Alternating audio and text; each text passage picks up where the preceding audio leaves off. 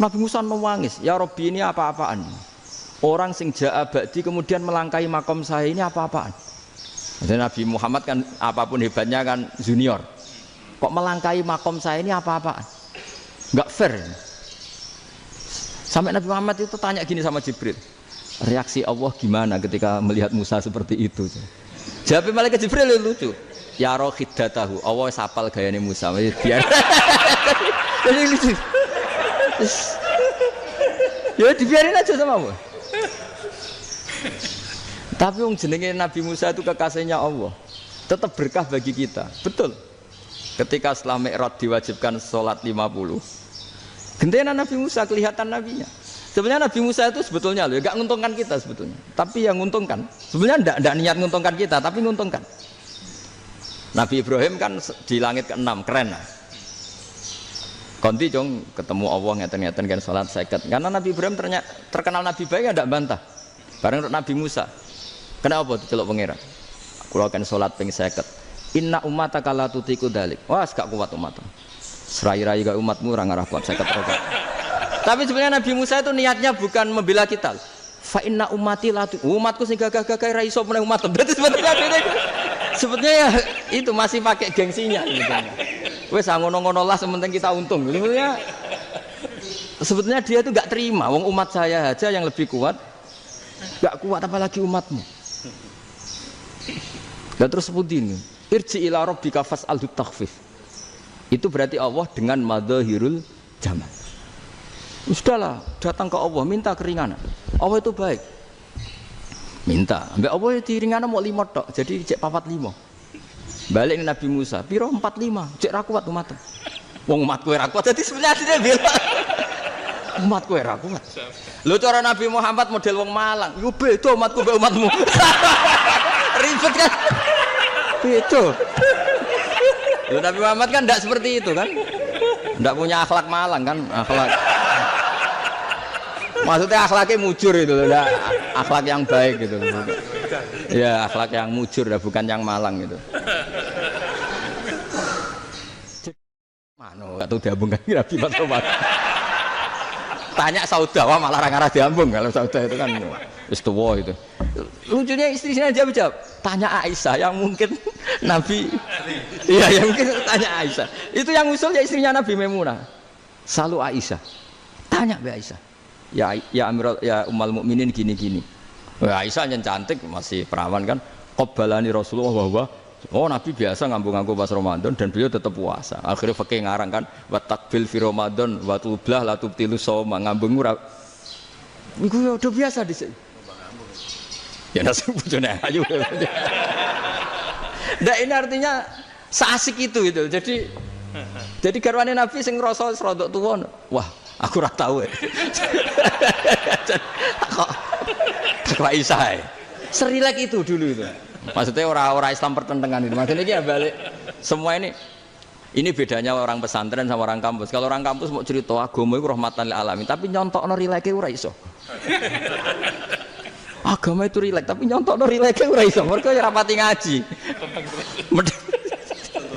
Contohnya ora iso, dadi mau gawe kaidah kok Islam itu rahmatan. Bukan. Paling. Boten seneng mriki berapa juga? Potongan rektor. Yang lainnya biar dibagi ya. Ini pimpinan. Sikap provokator nih. Assalamualaikum warahmatullahi wabarakatuh.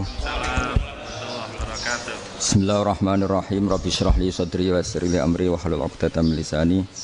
Allahumma shalli wa sallim ala sayyidina Maulana Muhammadin wa ala alihi wa sahbihi ajmain amma ba'du.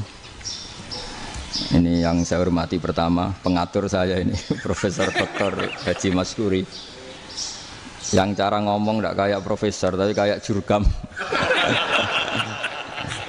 Jadi kalau ciri utama akademisi itu kalau ngomong itu teduh, datar, runtut, sehingga memaksa orang lain itu menerima karena runtutan logika yang terbangun. Ya, kalau ini tidak, pokoknya kasar gitu, pokoknya orang itu.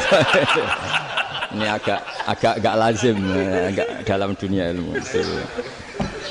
Semua wakil rektor, semua yang hadir yang saya hormati, saya seperti yang dikatakan moderator Pak Sinten, Bapak Anwar, bahwa memang saya tidak boleh terikat sama yang di belakang ini karena ini kayak apa ya, ada satu mazhab yang anak-anak Unisma semuanya harus tahu, teman-teman di Unisma menjelaskan itu tidak lebih baik. Jadi karena seakan-akan belum melakukan. Indonesia itu dulu kedatangan Islam itu tidak pernah dipertentangkan antara Islam dan negara, sehingga diskusi itu sudah salah karena para wali itu tidak pernah mempertentangkan Islam dan keindonesiaan atau kebinekaan. Satu, bahwa para wali itu misinya dakwah, di mana-mana dakwah itu pasti ketemu yang berbeda, mulai beda agama, beda pilihan madhab, beda tradisi, beda kultur. Jadi itu tidak perlu dipertentangkan, tapi malah itu jadi lahan dakwah. Sehingga kita-kita ini kalau diminta diskusi hubungan negara dan agama malah bingung, memangnya kenapa? Itu seperti dulu zaman P4, saya punya kawan di Jogja, teman saya nulis tafsir Profesor Zaini, itu pernah zaman Pak Erto disuruh sosialisasi P4 di Papua. Apa hubungan Pancasila dan UUD 45? Itu orang Papua jawab, hubungannya baik-baik saja Pak. Jadi yang unik itu ketika disuruh baca Pancasila, 1 Pancasila, 2 ketuhanan yang Maha Esa. Nah, akhirnya 6 kan? Kenapa Pancasila jadi 6? Yang unik itu ketika ditanya, ini saya melihat langsung di TV 7 itu, Indonesiaku itu. Ada anak-anak kecil ditanya, bendera ini milik siapa? Bendera merah putih itu. Jawabannya apa? Milik sekolahan Pak aja. Karena memang milik sekolah. Itu yang tanya itu kaget. Milik sekolahan Pak. Nah, tentang tema ini mohon dibaca ini langsung start ya, langsung serius karena tadi sudah kayak jurkam tadi, ini yang langsung khas ilmuwan. Ini sebagai penghormatan saya pada Unisma, ini khas keilmuan. Imam Zuhri adalah gurunya Imam Malik. Ya, saya ulang lagi ya, Imam Zuhri adalah gurunya Imam Malik. Halaman 29. Ini langsung start saya baca halaman 29. Dan ini terutama yang para punggawa-punggawa ini. Saya baca ya. Ini teks tidak ada yang saya rubah, memang persis seperti ini. Bismillahirrahmanirrahim. Yaqulu Zuhri, ini gurunya Imam Malik. Fama futiha fil islami fathun qablahu kana a'zama minhu. Innama kanal qitalu haitsul taqon nasu. Falamma kanatil hudnatu wa wadu'atil harbu wa amana nasu ba'duhum ba'du wal taqaw fatafawadu fil hadits wal munaza'ah. Falam yaklim ahadun bil islami yaqilu syai'an illa dakhala fihi.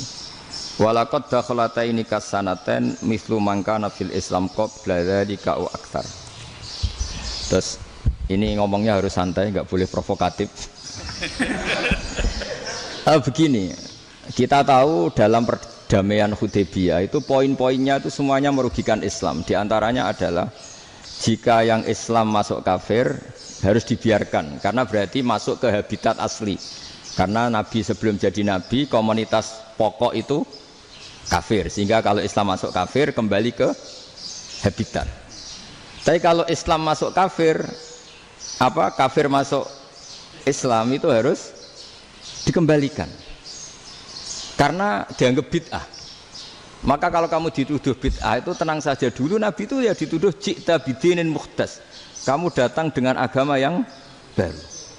Cuma agak diteruskan wa kullu muhdasatin bid'ah wa kullu bid'atin dalalah. Jadi orang-orang kafir dulu kalau ngomentari Nabi ya ji'ta bidinin muhdas, kamu datang dengan agama yang apa? Baru. Nabi nurut. Semua perjanjian yang merugikan Islam itu Nabi nurut. Tapi Nabi hanya minta satu hal, jangan ada perang 10 tahun. Dan orang boleh seminar, boleh diskusi tentang Islam. Ya ini dengerin betul ini. Jadi saya tidak akan provokatif, ini pakai logika. Nanti bisa dipakai disertasi doktor. Tapi saya minta orang boleh diskusi, boleh seminar tentang Islam. Akhirnya saat itu juga ada orang yang masuk Islam di depan tulisan itu belum kering istilahnya. Datang ke situ namanya Abu Jandal bin Suhail bin Amr. Itu datang ke Nabi, ya Rasulullah saya ini mau masuk Islam. Kata orang-orang kafir, ini pertama Muhammad, kamu komitmen enggak sama perjanjian? Kalau kamu komitmen harus kamu kembalikan. Nabi bilang, ya Abu Jandal kamu kembali ke mereka, ke habitat mereka, yaitu menjadi kafir, di komunitas kafir maksudnya.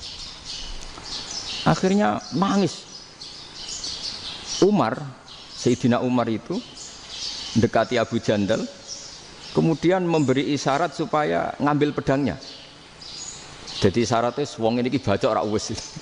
Maksudnya orang-orang kafir. Tapi Abu Jandal nggak mau. Singkat cerita akhirnya kembali ke komunitas kafir.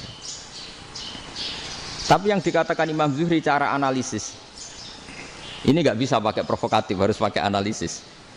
Innama kanal qitalu haitsul taqon nasu. Yang namanya perang itu menjadikan orang tidak berpikir jernih. Ini poin yang diambil oleh Rasulullah.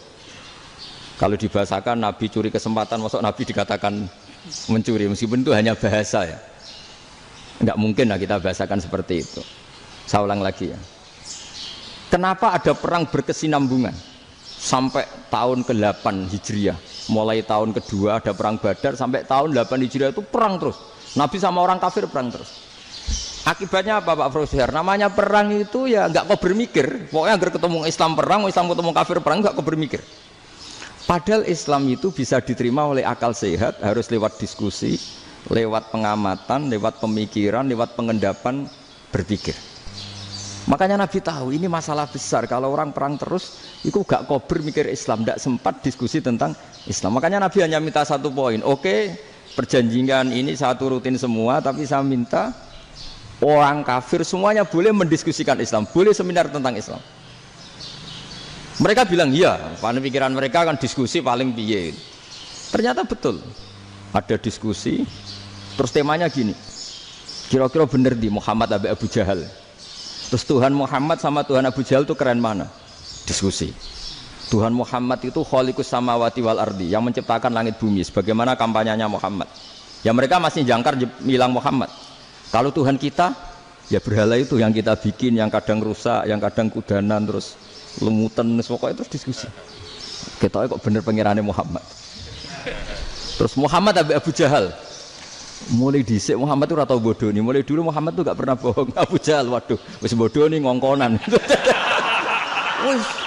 Wis ribet kan? Dan semua diskusi itu mengarah ke kebenaran Islam. Akhirnya ngomong kafir sing tokoh-tokoh cara Jawa yo. Wah, semane jebule masalah ini kan. Artinya gini, kalau kita ingin Indonesia damai, sebenarnya yang untung itu Islam. Karena Tuhan yang menciptakan langit dan bumi tentu gak akan diperbandingkan atau akan dikalahkan oleh Tuhan yang lahirnya saja sudah di bumi. Misalnya kita menjual Tuhan Allah, siapa itu yang menciptakan langit bumi, yang ada sebelum langit bumi? Bandingkan dengan Tuhan yang lahirnya di bumi, ada tanggal lahirnya, ada aktenya, itu kan sudah ribet kan? Begitu juga kalau memperbandingkan tokoh. Muhammad itu siapa? Tokoh yang bisa menyatukan pan-Arabik, tokoh yang begini-begini, yang sayang istri, sayang keluarga. Dibandingkan dengan tokoh Abu Jahal, Abu Lahab yang dorong jauh penggaweannya yang ngerugikan orang lain. Akhirnya orang itu mulai tertarik sama Islam. Makanya kata Az-Zuhri pakai bahasa dulu, falam yaklim ahadun bil Islam. Tapi kalau sekarang yang populer itu bahasa yatakallam.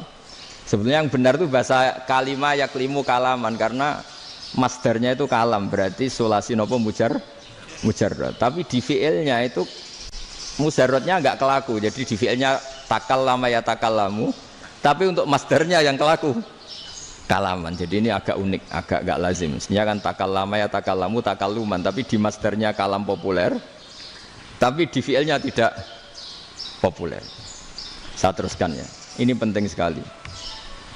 Jadi menjual Islam, kalau boleh dibahasakan menjual, itu tetap enak dalam kondisi damai. Karena kalau kita perang, itu bawaannya kalau ketemu ya perang. Kalau ketemu perang, sehingga orang itu rakober diskusi dulu. Saat benernya Islam sampai kafir itu bener di. Karena tidak kober diskusi, tidak sempat diskusi, orang yang milih yang kafir. Karena yang mayoritas yang kuat. Sementara Islam zaman itu lemah. Lah Nabi itu yang diminta hudnah, yang penting kita damai. Terus orang boleh mendiskusikan benar mana kita dan mereka. Ya setelah diskusi ya tadi kan nggak mungkin Allah yang begitu keren hebat pencipta langit bumi dibandingkan berhala yang mengurus dirinya sendiri saja tidak bisa. Walhasil terus orang mulai tertarik sama Islam dan aturannya nggak boleh dilarang diskusi itu. Nah makanya saya pernah ditanya beberapa profesor di Jogja, Gus suatu saat kalau kampus paling keren di Jogja ini ada Islamic Studies kemudian pengajarnya dari berbagai agama, ini riskan nggak bagi Islam? Saya jawab asal yang didiskusikan Islam itu nggak masalah, yang repot itu umat Islam. Karena kalau umat Islam yang jadi percontohan, banyak raja yang dolim, banyak pemimpin muslim yang dolim, terus identik dengan Islam itu jadi dolim kan ribet. Ya kalau pas umat Islam, kalau Islam yang kumat kan jadi masalah kan. Nah ini kan terus jadi beda umat Islam sama Islam yang lagi apa? Kumat. Singkat cerita terus Islam mendapat posisi yang luar biasa. Nah makanya di sini diistilahkan falam makanatil hudnah, ketika ada perdamaian wa amanan nasu ba'dum ba'do, orang merasa aman, itu fatafawadu fil hadis wal munazaah. Mereka berdebat, munazaah itu berdebat. Keren mana konsep Muhammad dengan konsep Abu Jahal? Keren mana konsep Tuhannya Muhammad dengan Tuhan kita? Terus diskusi dan mereka akhirnya ikrar, wah yang benar ya Muhammad lah. Di mana-mana Tuhan tuh ya sebelum langit dan bumi, di mana-mana Tuhan ya punya reputasi menciptakan. Masa Tuhan reputasinya diciptakan kayak berhala dan sebagainya. Ibadah juga gitu. Ibadah wong kafir itu kalau tawaf itu telanjang, ibadah Muhammad santun pakai pakaian. Terus akhirnya mereka mulai tertarik Islam. Sehingga saya lihat di beberapa tafsir, saya memang tidak akan ngomong yang tidak serius, ngergani Unisba ben sawangane pemikir serius. Di Quran itu sampean lihat di tafsir Tobari itu ada ayat bal naqzifu bil haqqi 'alal batil fayadmaghuhu fa idza huwa zahid. Qadzafa itu kalau di kamus tak lihat itu takallama bila dalilin. Qadzafa itu ya pokoknya sekenanya. Artinya gini, kebenaran Islam atau kebenaran hak itu kamu taruh sekenanya saja itu tetap menang. Apalagi kamu taruh secara teratur, kamu taruh sekenanya saja itu tetap menang. Sehingga di sini banyak sahabat yang hidup di Cina. Sekarang juga banyak orang alim yang milih hidup di Amerika, banyak orang alim yang milih hidup di Inggris. Dan mereka pede, percaya diri karena kebenaran itu kamu letakkan di mana saja, itu tetap akan menang, akan menemukan momentum kemenangannya. Misalnya gini, contoh paling gampang. Dulu para peneliti, saya ulang lagi, dulu para peneliti itu ya datang kemana-mana, termasuk Ibnu Battuta, termasuk Ibnu Khaldun, ya semua peneliti itu suka neliti. Setelah diteliti, Quran itu satu-satunya kitab suci yang membicarakan sains, misalnya tentang falak, tentang astronomi, tentang asal-usul kejadian manusia, kejadian makhluk, juga bicara tentang geografi, geologis, semuanya. Sementara kitab lain hanya cerita tentang mawaid wal hikam wal ibar. Jadi diteliti kayak apa, pada akhirnya hak ini yang menang. Bal naqdhifu bil haqqi 'alal batil fayadmaghu fa idza huwa zahid. Saya berkali-kali cerita, ada ulama yang ahli matematika. Ketika ditanya kenapa kamu suka ngajar matematika, sampai muridnya itu ragu, ini guruku mlebu swarga ta ora, penggaweane mulang matematika. Tapi para muridnya bermimpi bahwa Imam Amudi itu disuruh ngajar para malaikat. Dan itu pede betul dia. Kata Allah, ini ulama saya yang iman kepada saya setingkat iman kamu. Jadi malaikat itu tidak mungkin Gusti, kita menyaksikan langsung engkau sementara ini di bumi, nggak nyaksikan jenengan. Kenapa bisa sepede dan seyakin itu? Akhirnya Imam Amudi disuruh ngajarin matematika. Jadi Anda kalau profesor itu nanti harus sempat ngajari malaikat, itu baru benar-benar profesor. Jadi nanti di akhirat ngajari siapa? Malaikat. Jadi ada seminar yang melibatkan banyak malaikat, narasumbernya itu seorang profesor. Itu ketika kenapa engkau begitu yakin kalau Allah itu Tuhan dan Allah itu Al-Wahidus Shomad. Terus Imam Amudi mulai nulis angka gak beraturan. 2, 3, 4, 5 sampai 1 miliar, 1 triliun, semuanya enggak beraturan. Kata beliau, nisbatus naini wasalasa ila ma la nihayatalaha iku nisbatul far'i ilal asli. Mbok angka sebanyak apapun 2 dibanding 1 ya far'ul wahid, 3 dibanding 1 ya far'ul wahid, semua angka yang enggak terhingga pun dibanding 1 semuanya far'ul wahid. Semua angka sebanyak apapun itu cabang dari angka 1. Fakullu hadil awalim far'un minal wahidis somad, yaitu Allah Subhanahu wa ta'ala. Wakil malaikat tepuk tangan, iya juga. Jadi begitu juga ada ulama itu ahli gambar. Saya dulu ngaji sama Mbah Mun Al-Husunul Hamidiyah, itu kitabnya itu banyak gambarnya. Dan gale gambar yang ngawur betul, mangga ahli gambar. Saya Apple, terus sempurna lele. Semua gambar bangunan, gambar sapi, pokoknya gambar. Ternyata dia menemukan Tuhan itu dari gambar. Gambar serapi ini atau seruwet ini sama. Gambar rapi sama ruwet itu sama kalau dalam pandangan tauhid. Dimulai minan nuqtah al-wahidah.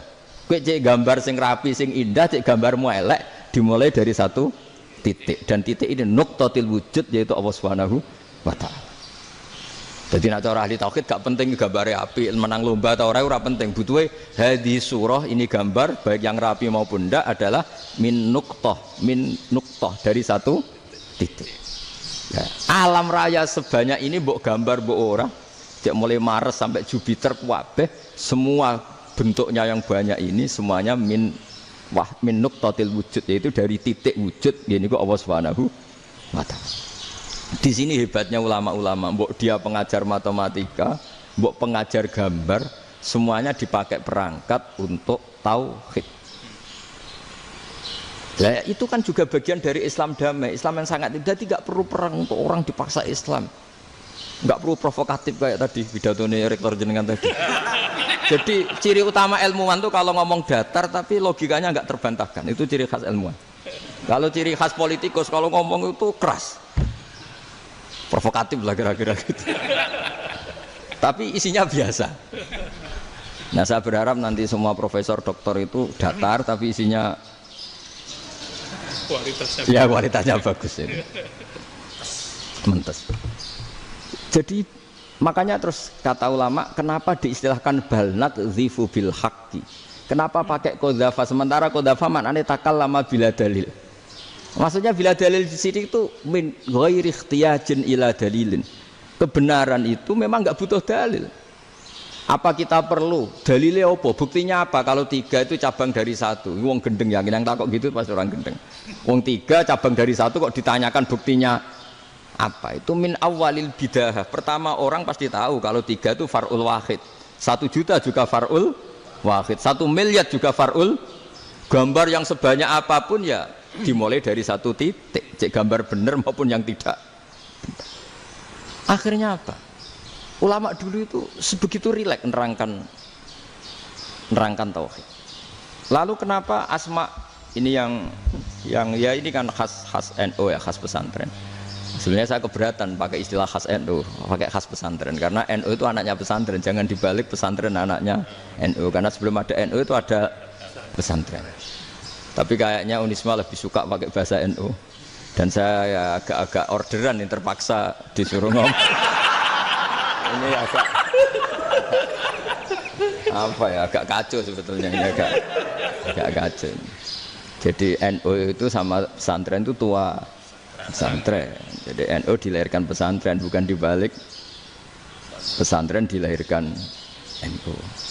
Sehingga barokahnya didirikan pesantren ini. Kadang nyuwun sewu sekali Mbah Hasyim itu kadang ide besar beliau itu ora dituruti wong NU. Jadi Mbah Hasyim cara kula kok dadi Mbah Hasyim ya mangkel. Mbah Hasyim itu ngarangno kentong. Nggih ngaramno beduk, tapi NU nganggo kentong.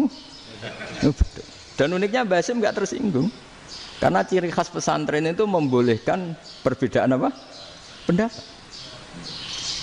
Itu masyhur khilafnya Mbah Hasyim sama Mbah Fakih Mas Kumambang itu sampai dikitabkan. Saling ngeritik, saling macam-macam lah. Jadi cara berpikir Mbah Hasyim ketika Nabi rembukan, ini gimana ya cara menentukan waktu sholat ya? Ya pakai kentong ya Rasulullah, zakalin nasoro itu untuk orang Nasrani. Ya pakai buk itu trompet, zakalil Yahud itu untuk orang Yahudi. Terus ada yang usul lagi pakai api ya Rasulullah. Dzakalil majusi itu orang majusi. Setelah itu ada orang datang lari-lari cerita mimpi azan tadi. Ya itu terus dipakai sarana pemanggilan sholat ya azan itu. Sehingga Mbah Hasyim menolak kentong. Karena mantas sababi qaumin fahuwa minhu. Beliau keras sekali sampai bilang haram. Beliau judulnya ya haram. Al-Jasus Antakrimin Nakus. Setelah naskah itu sampai ke Mbah Fakih Mas Kumambang di Gresik situ, di daerah Dukun situ. Dulu nggak ada WA ya, jadi sampainya ya lama. Makanya saya sampai sekarang nggak punya WA karena ya saya ulama kan, kalau WA-an terus ya jadi ulama.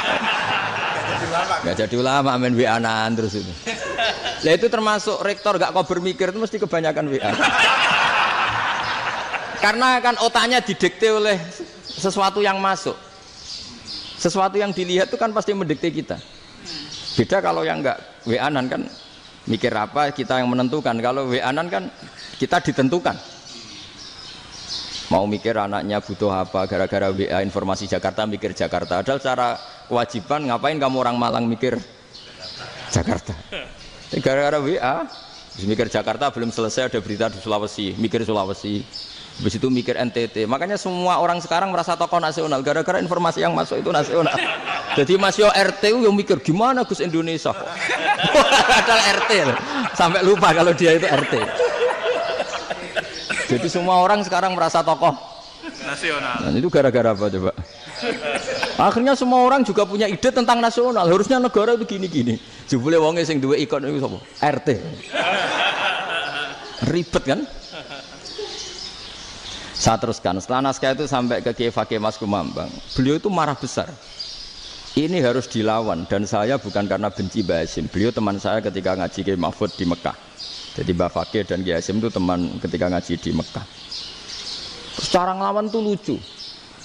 Lucu, gak ilmiah tapi gak ilmiah wong alim tetap ilmiah. Di mana-mana serupa itu tidak sama. Ya kalau mungkin zaman Nabi di Medina itu zaman itu kentong itu identik dengan milik Nasrani.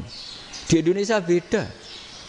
Pos kampling ya kentong, kebakaran ya kentong, wae sarapan orang di LP ya pakai kentong. Jadi tidak ada jaminan kalau kentongan itu identik dengan Nasrani. Lalu haramnya di mana? Yang di mana-mana tasabuh itu identik. Ini tidak identik.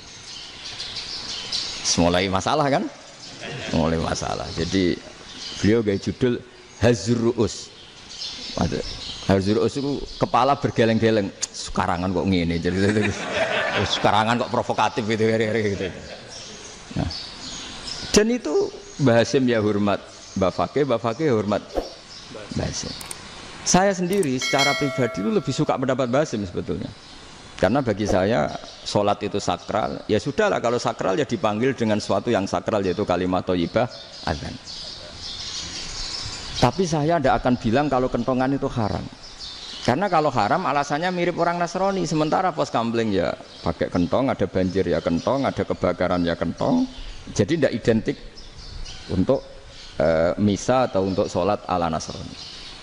Tapi itu dulu ya rileks saja, dua beliau itu ya saling menghormati, padahal saling kritik. Dan dulu ulama yang beda madhab itu ya saling menghormati. Imam Syafi'i itu kalau sholat di kawasan Masjid Abi Hanifah ya tidak kunut. Ketika ditanya kenapa kamu tidak kunut, sementara engkau berpendapat kunut itu sunat. Ikroman di hadal madhab, saya sangat menghormati madhab. Imam Ahmad bin Hanbal itu berpendapat kalau orang pakai bekam, pakai iftisot atau hijamah itu batal sholatnya. Sementara Imam Syafi'i mengatakan tidak batal apa sholatnya atau wudunya tidak batal. Tapi Imam Ahmad itu ditanya, apa kamu makmum Syafi'i? Bagaimana mungkin saya tidak makmum sama wali kutub seperti Imam Syafi'i? Padahal menurut keyakinan Imam Ahmad ini sholatnya batal. Ini habis ikhtijam udah wudu. Tapi tetap saja beliau karena perbedaan pendapat di furu' itu lazim. Ya orang boleh berdebat lah. Ketika Unisma datangkan saya, itu saking senengnya kiai, saking sombongnya sampai ngatur kiai, kan nggak pernah bisa diperdebatkan. Itu kan orang boleh debat kan? Itu saking angkuhnya apa saking senengnya kan nggak jelas kan? Kan dan orang boleh setuju pendapat saya, yaitu ngatur kiai itu haram. Setuju juga Pak Rektor, ekspresi mahabbah itu ya macam-macam. Dulu sahabat ya gitu. Sahabat itu ada yang nggak kenal wajahnya Nabi sama sekali sampai akhir hayatnya. Ketika ditanya, "Loh kamu itu sahabat kok nggak tahu wajahnya Nabi?" "Saya tidak pernah berani memandang Nabi karena ijlalan Nabi. Terlalu menghormati saya sehingga tidak berani memandang wajahnya." Ada sahabat yang penggaweannya dulu wajah Nabi sampai bisa nyifati alfiu faminunil hajib, sampai bisa nyifati detail karena dulu wajah Nabi itu ibadah. Ada seorang wali ditanya, "Kalau kamu di surga ingin enggak melihat Allah?" "Enggak." Loh, tapi semua orang ingin melihat Allah. "Unazzihu dzalikal jamal an-nadhari misli." Ben gak elek-elek Allah tak delok terima aku. Wong ra jelas. Berarti kok delok pangeran. Banyak. Jadi justru tapi karena saking takzimnya. Enggak lah, mosok sak aku kok. Makanya saya berkali-kali cerita. Menurut kesepakatan ulama, soft awal itu paling baik. Tapi banyak juga wali yang kalau sholat itu di belakang. Koyok paling bener yang kok ngarep gitu. Lu bayangkan misalnya kamu semangat di soft awal di Masjid Haram, jebule sholatnya salah. Itu dari malaikat gayane kok ngarep, jebule ra roh. Iku di sini-sini wong. Jebule bodoh gitu. Gayane kok ngarep jebule. Coba orang kalau sowan Mbah Mun yang berani di depan itu kan ya ketuanya atau jubirnya kan. Yang merasa ndak pati pinter-pinter kan mesti di pojokan. Artinya sudut pandang seperti itu ya sah saja, apa?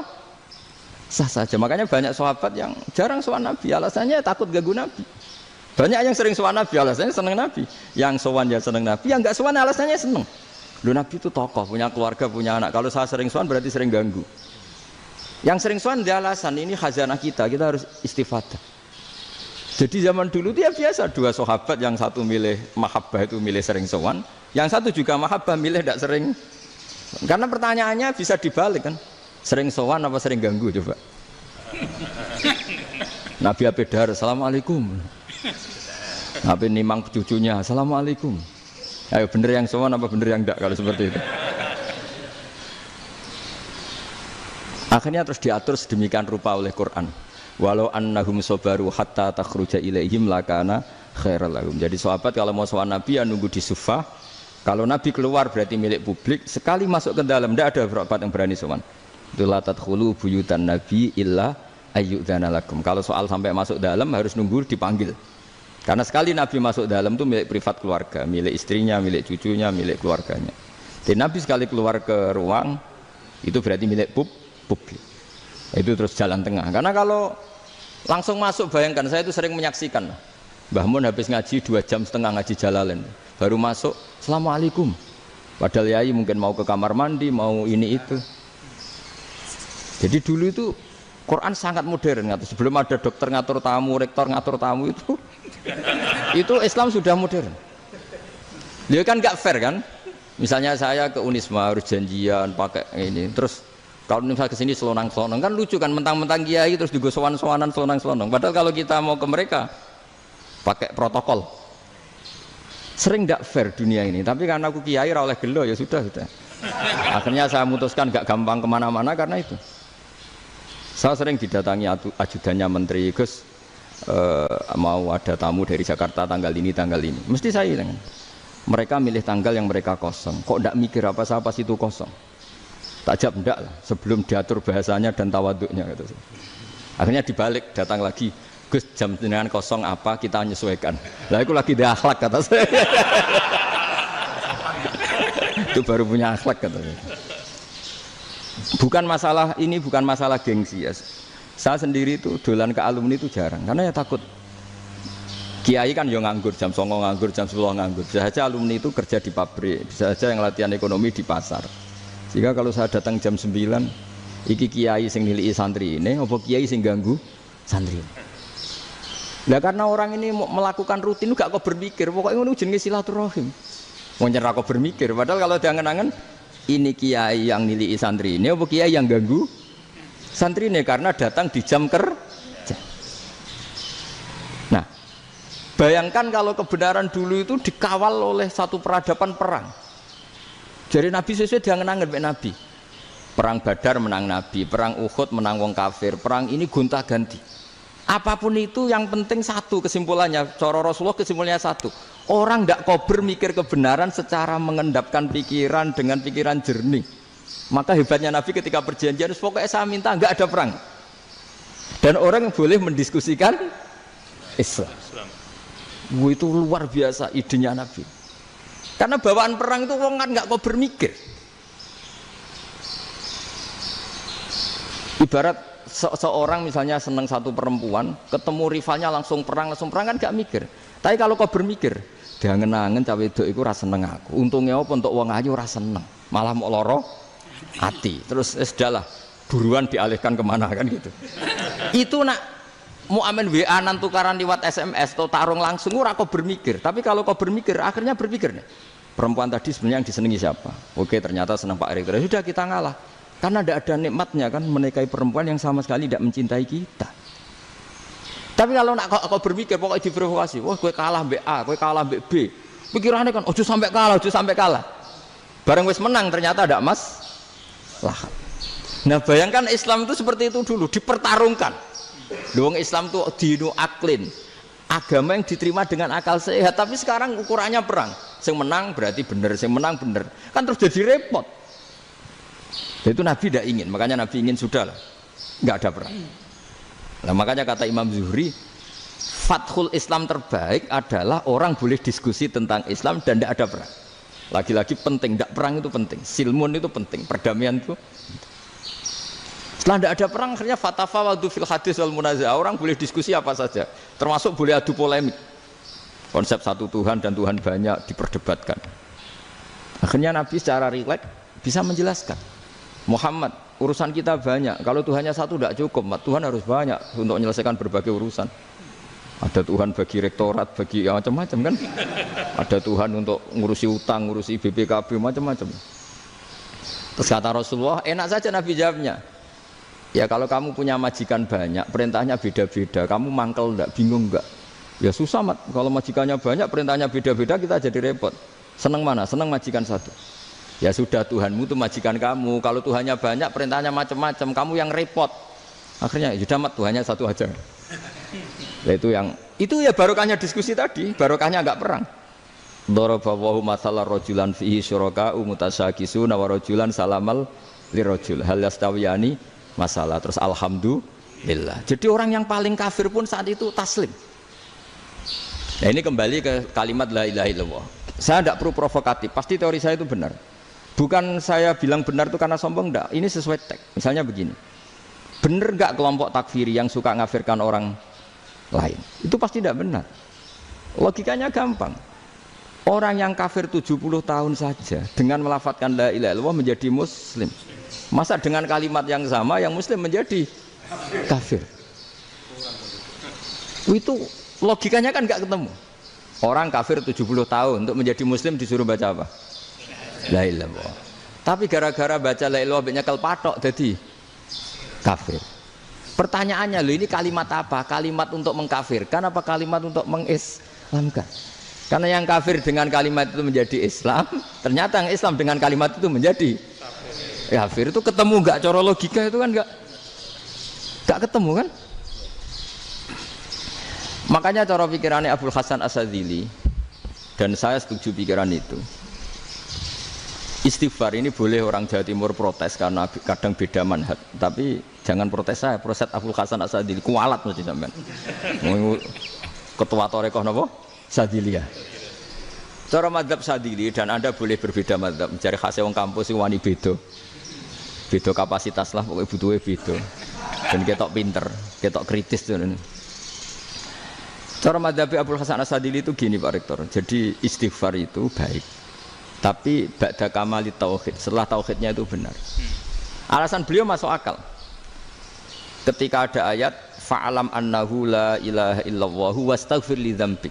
Bihadil kalimah. Jadi orang boleh istighfar setelah tauhidnya benar. Alasannya Abdul Hasan As-Sadzili begini.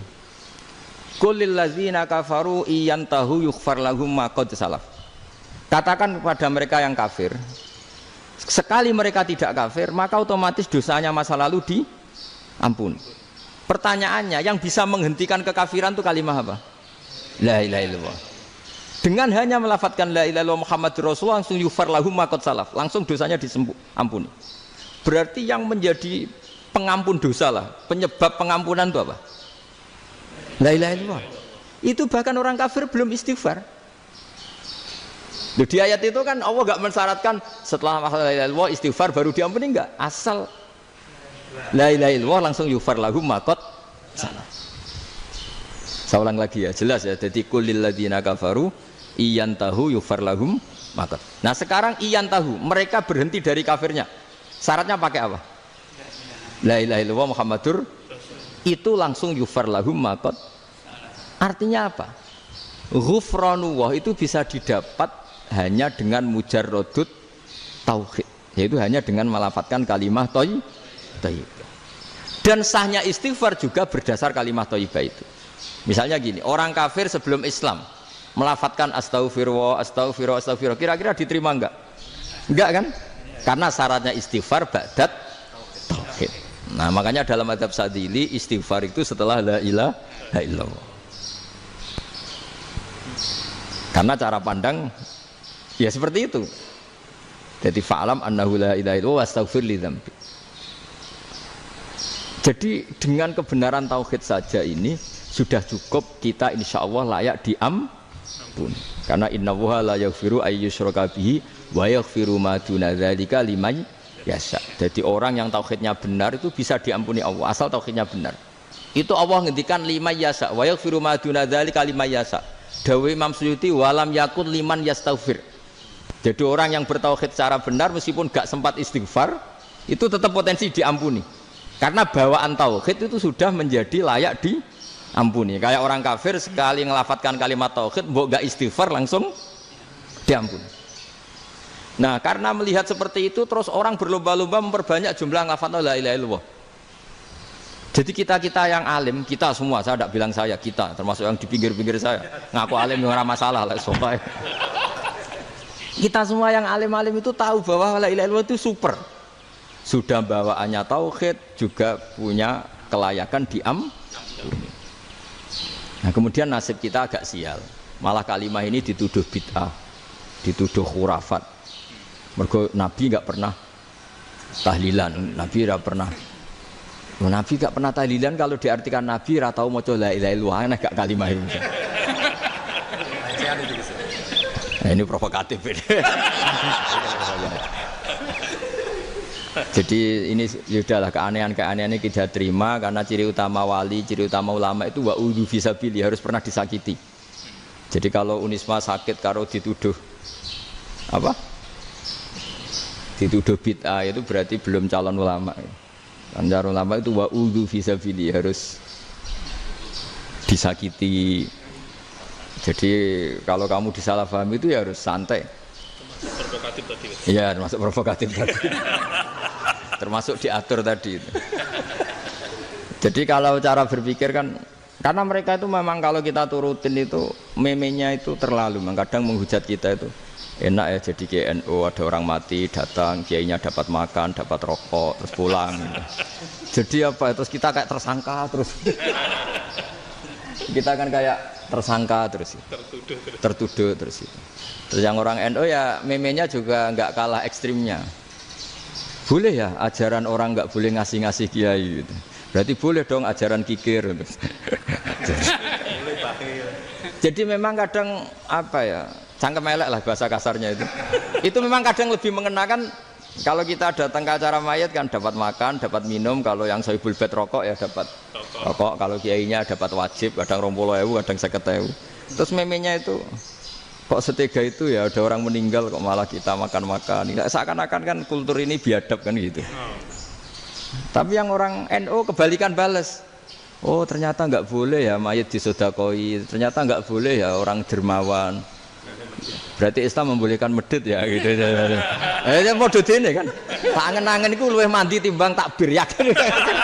Karena ini kan memicu emosi kan. Memicu apa? Emosi. Nah tapi saya kalau disuruh bela mana itu tidak ada yang saya bela. Ya seorang sudah lah, kalau mau nganggur saja sudah itu. Ya tapi itu memang apa ya, itu khazanah Islam, ada yang kritik, ada yang enggak. Ya itu memang khazanah, ya biasa aja, kalau saya biasa aja. Karena dulu ulama itu sudut pandangnya itu ya seperti itu. Ada yang ulama suka ibadah itu sholat, ada yang milih apa tidur. Sampai Imam Ghazali bilang suatu saat ibadah terbaik di zaman akhir itu tidur kan. Sholat saja kalah sama tidur kan. Tapi itu loh ya, yang wajib tetap loh, terus kamu gak sholat wajib. Begini beliau mencontohkan itu. Ada orang sholat tahajud terus obsesinya itu ingin hajatnya terkabulkan. Sementara yang tidur obsesinya nikmati rahmatnya Allah, boleh tidur, bisa tidur. Kata Imam Ghazali, timbang kita tahajud terus nuntut pangeran aduk turu katanya. Mergo engko dia akibat terus setan memberi bisikan, "Lho nyatanya kamu tahajud ya gak terkabul." Berarti cerita bahwa Nabi ngendikan kalau doa tahajud mustajab enggak. Daripada ngono ki aduk turu ora tau ndonga. Timbang abri-abri Islam ya, timbang elek-eleki napa? Islam. Jadi ulama itu mulai dulu itu sudah berpikir. Banyak orang menjadikan tahajud, sholat malam itu media untuk hajatnya. Dan kalau nggak kesampaian ini mutung. Nyalahkan kiainya ijazah ramandi. Macam. Daripada ngono ora usah apa? Tahajud wis turu. Dan jenis kayak ini tuh banyak. Makanya ulama kayak saya itu saenake dhewe itu ya jarak. Saya sering didolani mukhibin terus bilang, "Gus, saya doakan gini-gini, saya mau nyalon bupati atau saya gini." Saya bilang, "Gak waduh orang dongo, nak ramandi darane ulama dongane ramandi.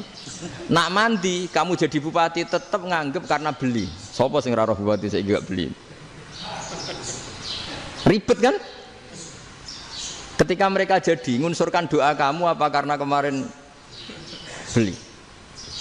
Yang beli maksudnya nggak beli nggak usah tersinggung. Jadi ribet ngadepin. Nggak artinya gini loh, boyo doa itu jangan dipakai begitu loh. Kalau minta nasihat tak nasihati, jadi bupati yang baik, gubernur yang kalau minta doa itu resikonya. Akhirnya kiai kalau diminta doa ya doa, sebenarnya diisinya itu nggak doa kemenangan. Selamat. Itu nggak selamat gitu. Karena ribet. Makanya Islam itu doa itu setelah iman.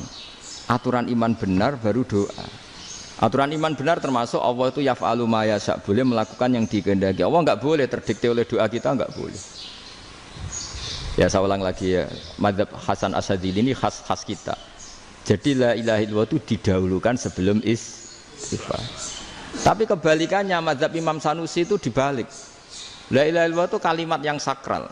Karena yang sakral dibutuhkan muqaddimah, yaitu yang melafadzkan harus yang sudah bersih, yang sudah steril baru melafadzkan la ilaha illallah. Maka dalam mazhab Sanusiyah istighfar dulu baru la ilaha illallah. Nah, dalam mazhab Abul Hasan Asyadzili kebalikan, istighfar itu sah setelah sahnya tauhid. Kamu ikut mana dulu? Asyadzili apa Sanusiyah? Alhamdulillah sama-sama tidak paham ya sudah. Akhirnya sudah. Iya, saya nggak kemana-mana kan gitu. Jadi apa ya? Terus ini saya teruskan, ini biar khas pesantren atau khas NU lah, kalau bahasa Pak Rektor khas NU. Ini Ben sampean tahu beberapa perbedaan itu lazim, halaman 24. Ya, halaman 24 sama 25. Tak baca, ini masih orisinil.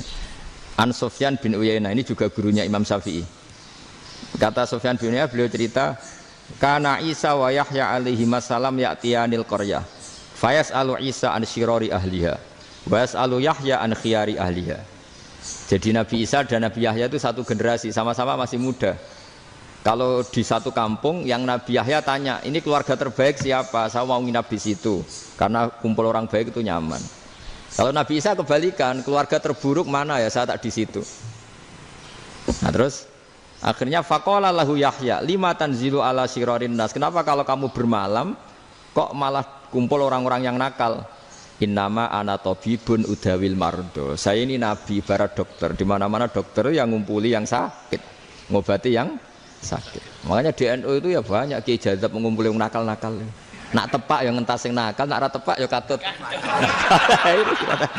Ini adu nyali lah sudah gitu. Tapi itu ada ilmunya, yaitu niru Nabi siapa? Isa. Kalau kamu dokter penelitian itu cari daerah yang banyak pandemi apa yang bersih? Yang banyak pandemi, karena yang namanya penelitian ya di situ kan. Kalau kamu dakwah ngentas kemiskinan, ke daerah miskin apa daerah kaya? Nah sama, kalau ngentas kefasikan, ke daerah fasik apa daerah orang soleh? Fasik. Ya, tapi itu Nabi Isa. Nah kalau kamu tidak Nabi kan potensinya kan. Tapi setidaknya bahwa kita sering disalahkan karena punya beberapa tokoh yang ngancani wong fasik-fasik, itu sebenarnya ada dalilnya, yaitu Nabi siapa? Isa. Nah terus masalah tegas dan lunak. Ketika ada mahasiswa misalnya pacaran, boncengan lanang dan perempuan, itu pilihan kita apa? Kalau tegas, terus gak mau mendengar kita. Misalnya gini contoh gampang, tak beri contoh Pak D. Jangan orang tua, nanti secara fikih itu beda. Nah ini kan kita orang pesantren, biasa ngaji fikih detail. Kamu Pak D seorang perempuan, mahasiswi misalnya, sering pacaran. Setiap ke situ sama pacarnya kamu diam saja. Padahal kamu dosen keislaman. Mesti pamanaan kamu nyimpulkan, ternyata pacaran itu tidak apa-apa. Buktinya Pak D itu tidak negur, menengahi. Ini berarti as-sukut alal mungkar. Tapi kebalikannya, Pak D ini terkenal keras. Nak rono mesti raja kuponaan. Akhirnya yura rono, mesti ngerti nak mesti diamuk. Nah, dua orang ini sama-sama gagal kan? Yang lunak menjadikan ponaannya pacaran terus karena enggak negur sehingga dikira membolehkan. Sing keras juga enggak sempat bina wong rono era wani. Akhirnya dua orang ini sama-sama enggak ketemu, sama-sama enggak berkesempatan membina kan? Gagal membina kan? Karena yang keras ponaannya enggak pernah situ, berarti enggak bisa bina kan? Yang lunak membiarkan berarti juga ada bina. Nah Islam itu antara dua itu, ya agak terlalu lunak, nggak terlalu keras. Karena kalau terlalu keras, misalnya ada kiai terlalu keras, lu masyarakat mau tanya itu gimana? Lari kan? Lu saya ini punya pengalaman pribadi. Saya ini kan kecelok orang alim. Itu kalau pernah ya saya itu berusaha ya pokoknya ya umumnya orang alim lah. Tenang, terus anteng, nggak gejlok-gejlokan. Itu nggak ada yang tanya. Saya mimpi ketemu beberapa ulama itu disalahkan. Terus umat saya kalau mau tanya itu ke siapa? Wong alim wis wibawa, meneng tambah banget wibawa. Bala Quran, sering gejlok rektor macam-macam. Terus wong wanita kok, saya biasa ke pasar pandangan dicegot orang. Gus, putri saya itu sering keluar darah tapi melebihi batas haid gini-gini. Kalau badhe sowan jenengan, gak usah sowan ning kene mbek ngadeg-ngadegan. Terus tanya, yang haid berapa hari, Gus? Ya supaya rudat ilal adat sebelum dia punya penyakit istighadah itu berapa? 6 hari ya sudah, kembali 6 hari lainnya mustaghadah, tetap sholat, tetap normal. Tapi kalau sawi bawa moro pasar go tasbih duwilu. Iku mesti wong salaman njaluk donga yakin. Tapi baru kayak rada uraan ketemu wong-wong, dol ning ndi? Mak ning ndi? Gus beneran Gus ketemu jenengan kula wingi badhe tuwa kok. Akhirnya tanya. Jadi uraanku itu amdan. Lho nek sampean asli, asli uraan. Karena ndak uraan lah tetap ndak wibawa kan. Jadi baru kayak uraan itu ya banyak. Saya itu kalau ngantor di Jogja itu banyak orang yang tanya. Ya biasa tuh tanya macam-macam. Karena saya uraan. Ke pasar ya orang, bahkan di bis sering ketemu orang. Wah beneran Gus kalau badhe sowan jenengan badhe tanya ini. Ya sudah di sini aja. Jadi semua itu diilmoni. Nah, Nabi itu punya sisi yang dua-duanya jalan. Memang beliau luar biasa, dipilih Allah yang luar biasa. Nabi ketika wibawa itu banyak sahabat yang bahkan mengenali wajahnya aja tidak bisa. Ka'anna ala ru'usihim at-tayr. Bayangannya seakan-akan di kepalanya itu ada burung yang takut terbang, saking antengnya. Tapi Nabi sekali mengeluarkan job, sekali santai, itu sahabat tanya itu sampai yang nggak pantas ditanyakan. Nabi saya tadi kumpul istri saya, tapi tidak inzal itu wajib mandi ndak. Aro'aita law anna ahadana ya'ti imro'atahu walam yunzil. Itu ya ditanyakan. Nabi pun kumpul itu betul sakit inzal sepundi. Guys betul lagi. Terus ya ada yang tanya macam-macam. Ya saking ada sahabat dipanggil Nabi tambah lari, dipanggil lagi tambah lari. Pas jenengan nyeluk, oh pas kula kumpul bojo kula. Lah kula kuwatir jenengan orang suci, saya belum mandi, makanya saya lari. Nabi ngendikan innamal mukmin thahir, ya nak masalah ketemu kiai ra apa-apa ijek junub. Sementing kok nak salat ya dusik. Tapi Nabi sekali pakai madzahirul jalal, tapi pakai wibawanya, itu orang enggak berani ngomong. Tapi sekali Nabi rileks, itu orang bisa tanya apa saja, termasuk halal yang enggak pantas. Lalu ada sahabat itu tanya lucu, tanya Maimunah. Maimunah itu ya cantik tapi sudah agak tua lah. Maimunah, ya umal mukminin, hukumnya ngambung bojo pas Ramadan ubi. Wah gak roh aku, gak tahu diambung kan Nabi pas Ramadan. Tanya Saudah, wah malah orang arah diambung kalau Saudah itu kan wis tuwa itu. lucunya istrinya jawab, tanya Aisyah yang mungkin Nabi, iya yang mungkin tanya Aisyah. Itu yang usul ya istrinya Nabi Maimunah. Selalu Aisyah, tanya be Aisyah. Ya Amirul, ya Ummul Mukminin gini. Aisyah yang cantik masih perawan kan. Qabbalani Rasulullah bahwa Nabi biasa ngambung-ngambung pas Ramadan dan beliau tetap puasa. Akhirnya fakih ngarang kan wa takbil fi Ramadan wa tublah la tubtilu shauma ngambung ora. Iku ya udah biasa dhisik. Ya nasib bojone ayu. Nah ini artinya seasik itu gitu. Jadi garwane Nabi sing ngrasa rodok tuwa. Wah, aku ora tau. Kok Aisyah. Serilek itu dulu itu. Maksudnya orang-orang Islam pertentangan itu. Maksudnya dia balik semua ini bedanya orang pesantren sama orang kampus. Kalau orang kampus mau cerita agama itu rahmatan lil alamin, tapi nyontokno rileke ora iso. Agama itu rilek, tapi nyontokno rileke ora iso. Mergo ora rapati ngaji. Contohnya ora iso, dadi mau gawe kaidah kok Islam itu rahmatan. Jadi Nabi itu lah, Allah juga gitu. Allah itu kalau sudah memperlihatkan madzahirul jalal itu mbok malaikat Jibril rawani ketika Allah dengan madzahirul jalal. Tapi kalau Allah dengan madzahirul jamal, madzahirul apa? Jamal. Iku ya gojol-gojol kan ambek makhluke gojol. Ya buli-bulian cara sakniki. Ya sampean delok ning hadis syafaat itu, akhiru man dakhalal jannah atau akhiru man kharaja minan nar itu di beberapa judul. Ada seorang rajul yang ahli neraka ya, dintas mbek pangeran terus didudono swarga. Gusti swarga sengiler tok ora wong wayu roh wis ngiler tok ngerjaluk Gusti mosok roh tok ora oleh mlebu jarimu asal mlebu metu kon neraka ora jaluk-jaluk meneh sumpah lho ya gak jaluk apa-apa meneh mboten Gusti sekali saya keluar dari neraka ndak akan minta apa-apa lagi wis wallahi la as'alu ghairaha mesti ghaira khoslah ghaira tilkal khoslah ya niku selain keluar dari neraka saya ndak akan minta lagi didono swarga wong do kelon seruwibet kan sing bojone elek kan dendam dadi ning swarga iku. Swarga iku wis macam-macam. Gusti mosok roh tok ora oleh mlebu jarene ra janji ra njaluk meneh. Akhire ya wis didelokno neraka. Jadi pangeran jawabe gampang didelokno neraka. Roh neraka begitu menyakitkan, begitu ngeri. Sudah Gusti saya ndak minta surga, sementing enggak masuk neraka. Rabbana srif anna adzab jahannam. Setelah lama itu diadepno swarga njuk mlebu swarga, terus diadepno neraka. Akhirnya ya sudah saiki mlebu swarga gak apa-apa. Iku jawabe lucu. Atas taziu jenengan ngenyek kula.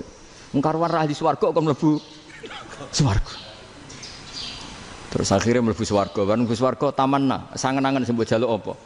Orang angen-angen yang indah-indah, laka wa asratu amsal. Ya iku tak turuti wa asratu amsalih lan lipatan ke-10.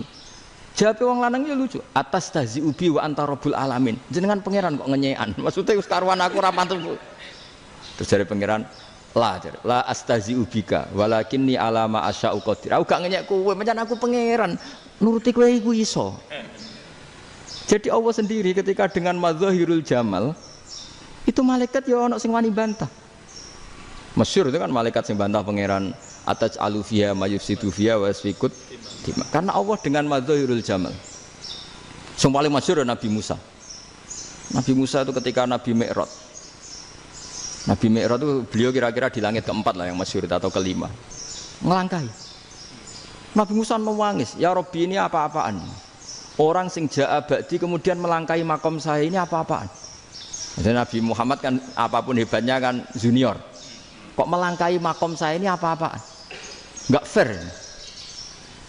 Sampai Nabi Muhammad itu tanya gini sama Jibril. Reaksi Allah gimana ketika melihat Musa seperti itu? Jawab malaikat Jibril lucu.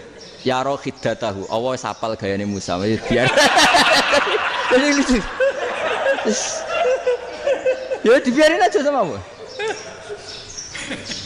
Tapi wong jenenge Nabi Musa itu kekasihnya Allah. Tetap berkah bagi kita. Betul. Ketika setelah Mi'raj diwajibkan sholat 50. Gentenan Nabi Musa kelihatan nabinya. Sebenarnya Nabi Musa itu sebetulnya loh, enggak nguntungkan kita sebetulnya. Tapi yang nguntungkan. Sebenarnya enggak niat nguntungkan kita, tapi nguntungkan. Nabi Ibrahim kan di langit ke-6, keren lah. Konti dong ketemu Allah ngeten-ngeten kan sholat 50. Karena Nabi Ibrahim terkenal Nabi baik, tidak bantah. Bareng Nabi Musa. Kenapa diceluk pangeran? Aku akan sholat ping 50. Inna ummataka la tutiku dalik. Wah, gak kuat umat. Serai-rai gak umatmu ora ngarah kuat 50 rokaat. Tapi sebenarnya Nabi Musa itu niatnya bukan membela kita. Fa inna ummati la umatku sing gagah-gagah ra iso meneh umat. Berarti sebetulnya ya itu masih pakai gengsinya sebetulnya. Wes ngono-ngono lah sementing kita untung. Sebetulnya dia itu gak terima wong umat saya aja yang lebih kuat. Gak kuat apalagi umatmu. Dan terus sebutin irji ila rabbika fas'alhu takhfif. Itu berarti Allah dengan madzahirul jamal. Sudahlah, datang ke Allah minta keringanan. Allah itu baik. Minta, ambek Allah di ringanan mau 5 tok. Jadi cek 45. Balik ke Nabi Musa, piro 45. Cek ra kuat umat. Wong umatku ora kuat. Jadi sebenarnya dia bilang umatku ora kuat.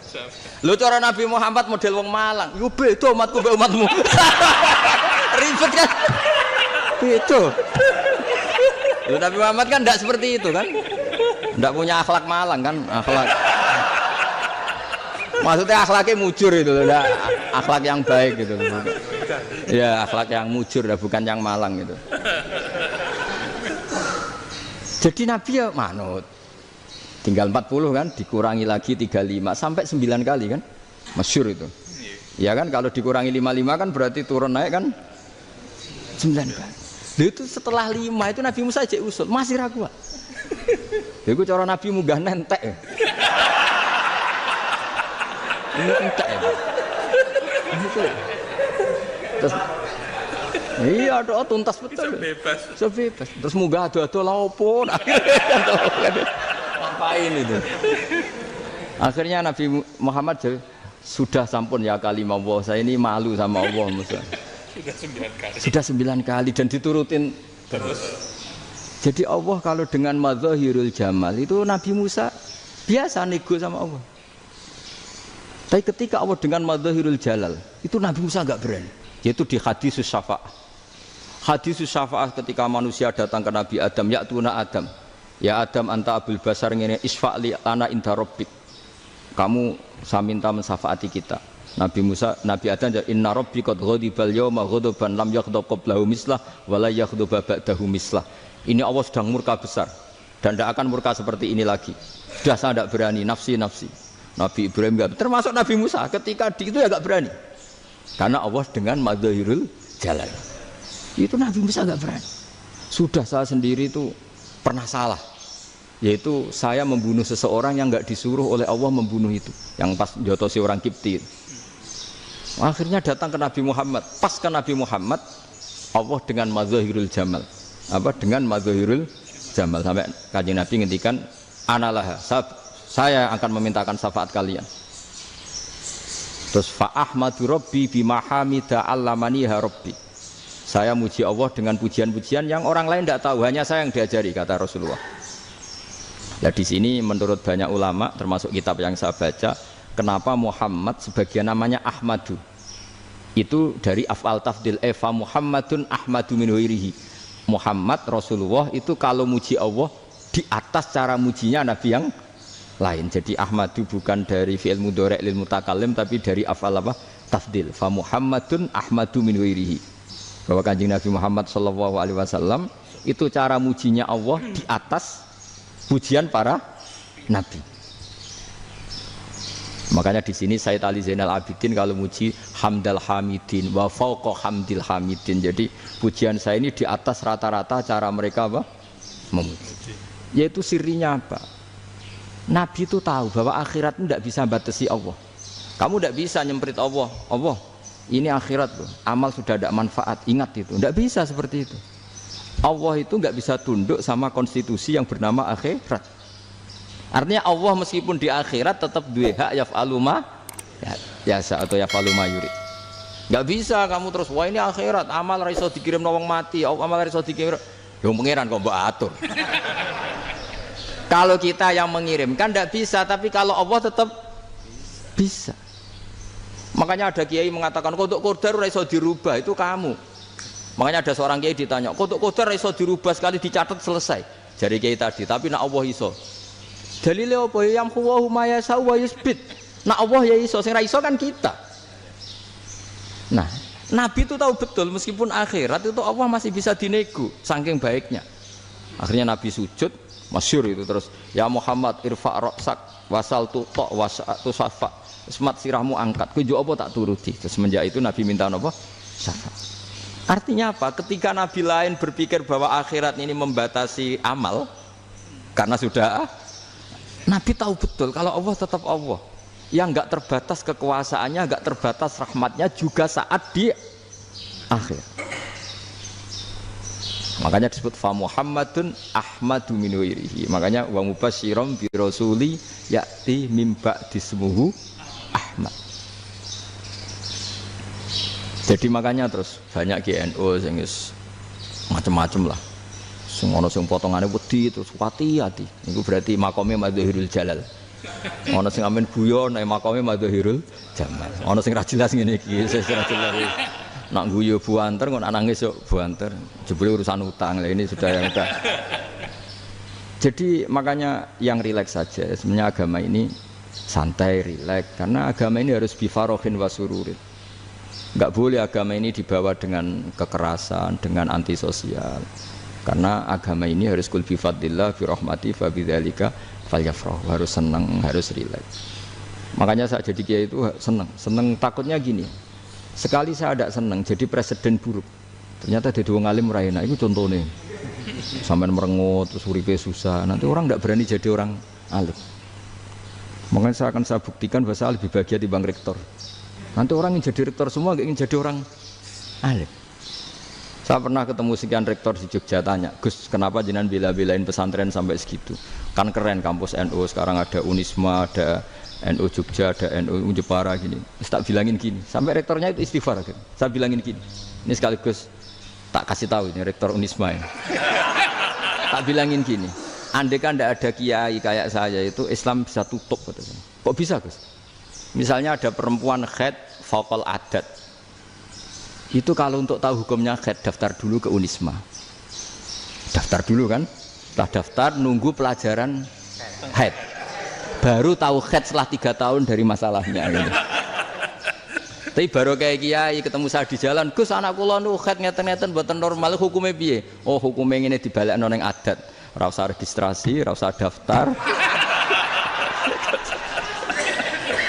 Jadi ya harus ada istighfarnya lah. Unisma juga harus istighfar, semuanya harus istighfar. Karena ada sisi yang nggak mewakili kebutuhan Islam. Tapi saya sebagai kiai juga istighfar. Karena fakta hukum mengatakan yang boleh jadi KUA yang jabat, yang boleh kemenak yang punya gelar. Dan ini yang mengawal Islam secara undang-undang karena mereka yang bikin. Nah karena kiai tidak punya gelar tidak bisa jabat di situ. Saya juga istighfar. Jadi tidak sampai untuk yang istighfar. Karena yang kebutuhan ini terwakili yang punya gelar. Tapi yang punya gelar juga harus istighfar tadi. Mosok kepen roh hukum haid ngenteni kuliah se. Ngentek. Itu aja nanti nunggu guru yang pas mata pelajaran itu. Terus kapan dekne salate wong jawabannya belum ketemu. Tapi baru kayak saya kan ketemu di jalan tanya. Gus saya sering ketemu. Gus saya ini bapak angkat. Mau nikahkan putri saya itu gimana itu kalau cerita wali sebenarnya anak saya sok, kalau nggak cerita nggak sah karena saya bapak angkat. Itu banyak.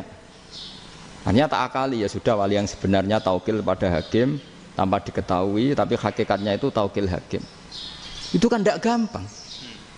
Dan tapi kalau tanyanya di kampus registrasi dulu, daftar dulu, baru tahun berapa ada pelajaran itu? Semester 5 baru tanya. Iya kan? Semester 5 ya? Iya. Oh, itu kan. Jadi jangan kira terus sistem Unisma itu yang terbaik di dunia, tidak juga kan? Tidak juga. Dan sistem-sistem yang lain maksudnya ada aja.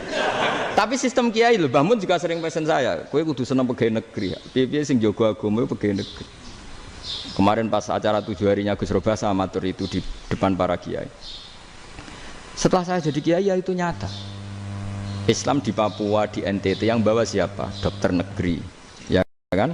KUA negeri, barokahnya mereka negeri dijamin negara kan, barokahnya muslim berkebutuhan Islam, akhirnya bikin musola di situ, bikin masjid. Bahkan di Korea Utara itu ada masjid bawaan duta besar, karena banyak duta besar muslim berkebutuhan masjid.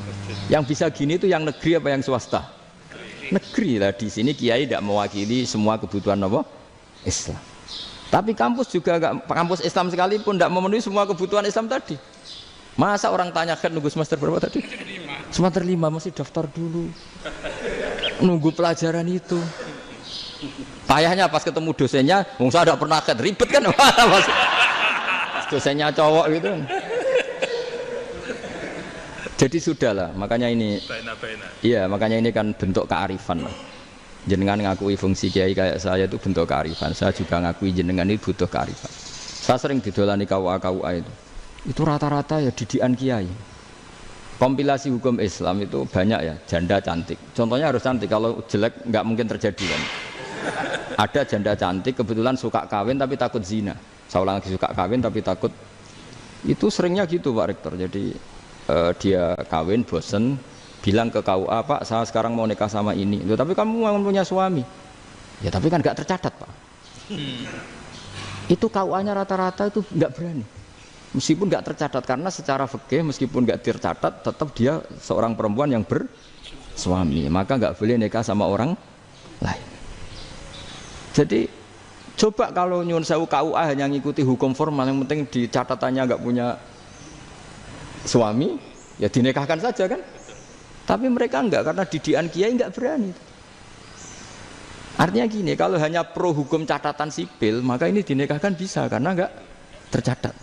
Tapi secara hukum santri enggak bisa dong menikahkan perempuan sing dzati zaujin yang punya suami. Nah, ini barokahnya kerjasama yang baik. Jadi di masyarakat itu tertanam didikan kiai, enggak boleh nikahkan perempuan yang bersuami. Tapi di KUA ngikuti hukum formal. Dan di Indonesia itu KUA itu rata-rata konsultasinya ya sama kiai, sehingga ya nggak berani akhirnya meskipun aku udah mlebu rokok Mbak, gak iso. Dan itu banyak. Seorang lagi ya, makanya ini kan pesantren itu nggak boleh mati. Orang kiai-kiai kayak saya nggak jelas-jelas itu harus lebih jelas lagi. Karena ini yang on time, yang online, yang siapa saja bisa tanya. Saya itu SMS saya itu nggak punya HP WA. HP jadul itu SMS-nya tiap hari tak berapa, orang yang tanya dari Kalimantan, dari Aceh. Gus di kampung saya ada masjid 2 itu yang Samana, ada yang dari orang perkotaan, Gus di perumahan baru ada masjid, yang Jumatan baru orang 12, sah enggak? Ya langsung saya jawab, sah. Dalilnya ini. Ya sudah, nah, tapi kata Imam Syafi'i gini harus orang 40, itu madzhab Syafi'i, dalam madzhab yang lain gini-gini. Itu kalau tanya rektor itu kan ribet. Masuk ajudan dulu, asisten dulu, panjang.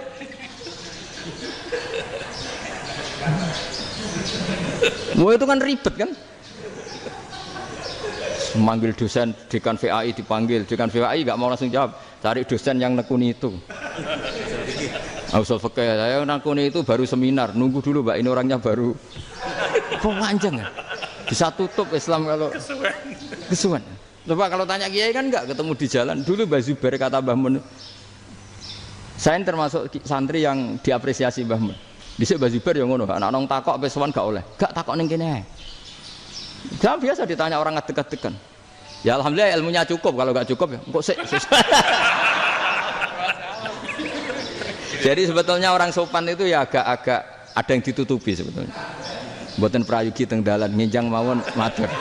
Ya sebetulnya ya sebenarnya memang ilmunya agak cukup gitu. Tapi itu sebenarnya secara fikih itu haram, menunda itu haram. Ya haram tuh, coba bayangkan ya, kalau tanyanya sekarang, Gus saya ini sudah keluar darah 1 bulan penuh, padahal normalnya hanya 6 hari. Saya nanti sholat enggak? Kalau nginjang mawon dugi kula, berarti kan hari ini belum ada keputusan. Sholat apa enggak kan? Tapi karena modus tadi, boten prayogi nggih ngendikan ngoten teng dalan ngenjang tengen kula. Itu kemungkinannya 2, sopan atau goblok itu saja. Kayaknya kalau sopan enggak lah. Kayaknya enggak lah kata saya. Karena secara fikih itu jelas haram. Bagaimana mungkin sesuatu yang harus dipraktekkan nanti duhur dijawab besok, berarti duhur, asar sampai subuh belum ada jawaban, berarti enggak ada sholat kan? Ya, makanya dibutuhkan orang-orang alim yang kultural seperti ini, dan NU menghormati kultural. Tapi Mbah Mun juga sangat menghormati Islam formal, karena tadi produk-produk formal itu bisa dilembagakan oleh negara, dan itu kita ikut untung. Makanya Mbah Mun itu kalau punya tamu KUA, punya tamu polisi sampai pejabat itu. Kenapa saya contohkan KUA supaya jangan kira seperti pendapat orang-orang hasud, wah ya mesti aja disolani presiden seneng, menteri seneng, enggak juga. Sebenarnya semua kiai itu mulai KUA sampai polisi, polsek, polres itu seneng semua. Karena sama-sama diajak mengawal bangsa ini, diajak mengayomi semua masyarakat. Tapi kadang-kadang masyarakat ngeritiknya, jenenge kiai disolani menteri ya seneng presiden. Padahal yang sowan kiai itu ya mulai KUA, Kapolsek, kepala desa, RT, Mudin. Itu Mudin kalau tanya ya lucu-lucu. Gus kalau nate nyembelih pitik kemanian, pitike go bedhe man. Akhirnya wis ngerti nak kemanian langsung tak sebelah meneh terusane ku sah ta ora. Ribet. Ya tak jawab, lah pitike pas iku jek urip ta ora? Cek urip Gus, wis sah cara mazhab Malik kerja urip. Karena itu ada perdebatan antara mazhab Malik dan mazhab Syafi'i. Nah cara Imam Syafi'i itu agak ketat. Hewan yang punya kehidupan sudah mutharibah, misalnya ayam jago, contohnya harus jago, karena kalau ayam kecil diikhlaskan haram. Jadi yang cilik wae kan gitu. Fikih itu ya, fikihnya orang Indonesia itu pecundang. Kalau ayam kecil gak ditanyakan, mate ra wis. Kalau jago jago ditabrak truk kejet-kejet. Andai kan nggak disembelih pun mesti mati. Itu cara mazhab Syafi'i itu haram. Karena penyembelihan ini tidak menjadi penyebab kematian, tapi memang karena kecelakaan tadi. Tapi cara mazhab Imam Malik enggak. Andai kan nggak disembelih, matinya kan 2 menit lagi atau 1 menit lagi. Andai kan nggak disembelih, berarti mati sekarang itu bawaan pisau apa bawaan kecelakaan? Ya sudah halal gitu caranya. Nah akhirnya ya saya bilang ya sudahlah kita semuanya Malik. Jadi cara debat, cara Imam Syafi'i enggak, cara berpikir itu sudah tidak kehidupan yang normal. Yang dimana-mana penyembelihan itu mematikan yang hidup normal. Jadi agak ketat. Sehingga dalam contoh kemanian, kalau dalam bahasa Jawa nyembelih agak sempurna terus pesonya jatuh atau apa itu, kalau pakai mazhab Syafi'i agak kesulitan. Jadi kalau mazhab Malik asal diselesaikan secara fauron dan juga sebagian mazhab Syafi'i itu halal. Nah orang mesti tanya gitu, Gus, wedhusku tabrak truk, man Gus kejet-kejet. Nak pitik cilik ra ditakok. Makanya termasuk kritiknya Mbah Mun, tapi ini madzhabnya Mbah Mun ya. Kamu boleh ikut boleh ndak, karena ini urusan ndak penting. Dari wong-wong lucu, nak ditakoki yuyu muni haram mergo amfibi. Yuyu ngerti sampean? Yuyu nggih. Tapi nak ditakoki kepiting muni halal. Mergo nak yuyu haram gak eman, nak kepiting eman. Padahal alasannya coba, kenapa yuyu haram? Karena amfibi kan, bisa di air. Pertanyaannya, kepiting seperti itu enggak? Nah, tapi kepiting kalau haram kan eman. Karena besar kan, kalau yuyu silahkan haram kan gitu. Artinya apa? Fikih kita ini agak-agak pecundang gitu, agak-agak pertimbangan. Iya, ini lucu kan? Kualitatif. Coba alasannya yuyu haram karena apa? Amfibi kan? Hidup 2 alam. Pertanyaannya kepiting seperti itu enggak? Iya. Iya, kenapa? Kalau orang tanya, yuyu haram apa halal? Rata-rata jawab haram. Tapi kalau kepiting mulai khilaf. Loh mestinya kan sama kan? Nah itu karena unsur imannya. Iya tadi. Saya juga sering melihat tonggo-tonggo itu. Ayam cuwilik sakmene ketabrak truk, enggak ada yang tanya. Tapi saya pernah jalan-jalan di Narukan sini. Ono jago ketabrak, sing duwe langsung marani kula. Pas saya naik motor, Gus ini halal apa haram? Nak langsung kula sebelah halal apa haram? Gus kanggo kowe halal ya halal. Karena saya tahu tak jawab haram mesti kecewa itu. Aduh. Akhirnya kiai ini beratnya kan. Ya akhirnya ya saya setelah itu Fatihah Imam Syafi'i ngapunten umat kula tuh ora siap mangke madzhab jenengan tuh ndak siap. Untuk madzhab ndak sama. Iya kan akhirnya pakai madzhabnya Imam Malik tadi. Ya tak Fatihah Imam Syafi'i ini mboten niat nglawan jenengan. Tapi ngobati tiang eman. Mergo pitike besar itu. Jadi ini kan ceritanya itu makanya yang rileks saja lah bahwa Islam ini yang rileks, yang menyenangkan karena ya agama ini harus menyenangkan. Raditu billahi robba. Raditu itu senang banget, ridho itu puas. Enggak boleh beragama pertuntungan terus emosinan, ya marem atau raditu itu marem. Jadi yang nyaman. Ya saya kira demikian. Assalamualaikum warahmatullahi wabarakatuh. Pelajari lho Pak Rizky. Ya, bagus. Pon rasa. Alhamdulillah. Satu aja yang di sini benar. Oh, satu aja. Nggih. Syarat. Nggih, damel syarat. Jadi mungkin ada satu pertanyaan aja. Satu saja. Bukan keluhan. Bukan keluhan. Ini mumpung Gus Bak pada Madhohirul Jamal nih. Iya, Madhohirul Jamal. Sebentar lagi sudah jalan. Sebentar lagi sudah Madhohirul Jalal. Jadi gak kena ditakoni. Monggo setunggal mawon. Mikir. Ya bagus. Niki ambil. Nggih. Ampun dawa-dawa terus ya Gus. Ya jaga-jaga ya. Assalamualaikum warahmatullahi wabarakatuh. Saya Fadil, alumni Unisma yang kuliahnya paling lama. Masih di jalanan. Gus, pertama saya muhibin jenengan ngikuti 3 tahun terakhir kayaknya. Sepertinya ketika Mbah Hasyim Asy'ari hadir di tahun 1900-an sampai mendirikan itu kok suasananya sama seperti Gus Baha hadir di tengah-tengah situasi genting Indonesia ini. Saya kira yang memunculkan nama Gus Baha di banyak media online yang saya amati itu malah awalnya dari kelompok bukan kita gitu. Dan itu kami melihat bahwa apakah nanti 1926 dan 2026 satu abad NU, saya kok termasuk orang yang punya apa ya semacam harapan gitu Gus Baha bisa, ya mungkin kalau beliau Mbah Hasyim Rois Akbar, sekarang Rois Am, nanti ada istilah barulah tengah-tengah antara Rois Am dan Rois Akbar. Karena setiap satu abad harus ada mujadid dan kami berharap kamu aja tak angkat. Itu yang pertama, artinya mohon maaf Gus. Yang kedua soal saya termasuk orang yang cukup iskal dengan peristiwa Nabi, kalau banyak disebutkan itu kisah Nabi Khidir atau Khodir yang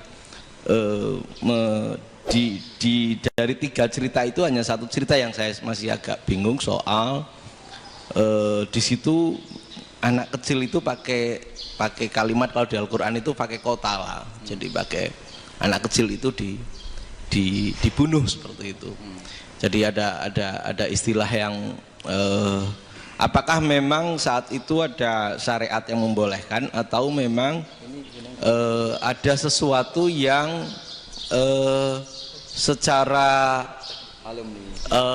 secara dari Allah Subhanahu wa taala memang itu dibolehkan untuk Nabi Khidir. Jadi di antara semua cerita itu saya yang agak iskal yang itu. Kalau yang kisah soal membocorkan itu mungkin masih bisa masuk ya, tetapi apakah sudah ada ilmu psikologi yang sangat tinggi sehingga kalau ada anak-anak yang idiot itu atau apapun istilahnya yang sekarang itu boleh dilakukan tindakan gitu.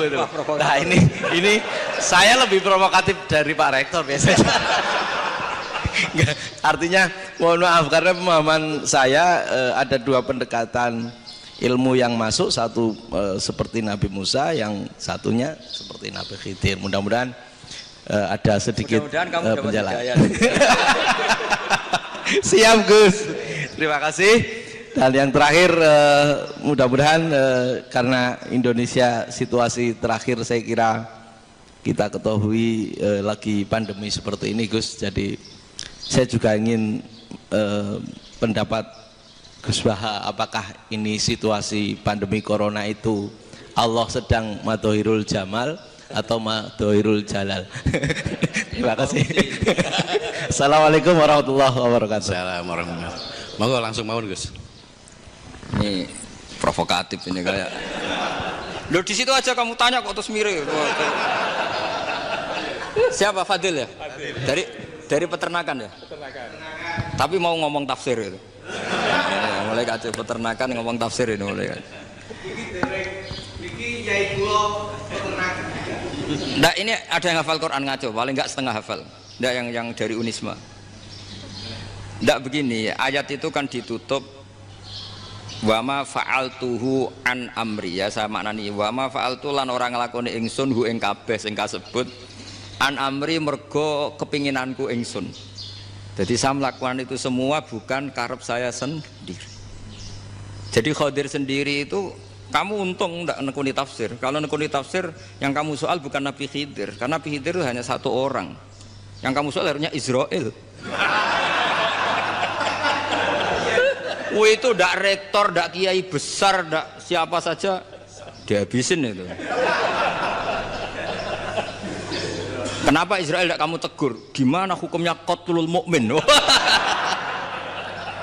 Kenapa Israel tidak kamu masukkan ayat wa may yaqtul mu'minam muta'ammidan fajazauhu jahannamu khalidan fiha. Ingat ya Israel.